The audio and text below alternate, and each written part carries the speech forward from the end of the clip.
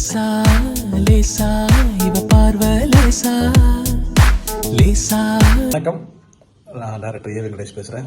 இப்போ நம்ம பேச போகிற டாபிக் வந்து கார்த்திக் பற்றி. கார்த்திக் வந்து என்கிட்ட வந்து கோ டைரக்டராக தில்ராஜான்ற படத்தில் வந்து ஒர்க் பண்ணார். அதுக்கு முன்னாடி வரைக்கும் எனக்கு அவர் அறிமுகம் கிடையாது. ஒரு தயாரிப்பு மேற்பாளர் மூலமாக அவர் எனக்கு அறிமுகமானார். எஸ்.ஏ. சூர்யா போன்ற இயக்குநர்கிட்ட, சசி போன்ற இயக்குநர்கிட்ட வந்து அவர் வந்து கோ டைரக்டராக ஒர்க் பண்ணியிருக்காருன்னு சொன்னாங்க. அதுக்கப்புறம் அவர் வந்து என்னோட வந்து அந்த படம் ஒர்க் பண்ணாரு.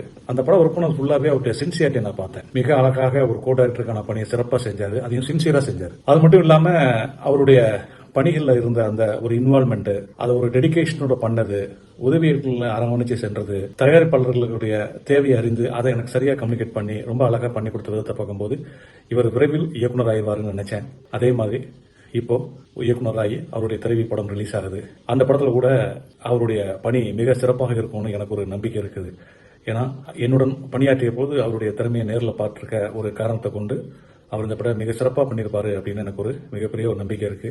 படத்தை தயாரித்திருக்கிற தயாரிப்பாளருக்கும் என்னுடைய மனமார்ந்த நல்வாழ்த்துக்கள்.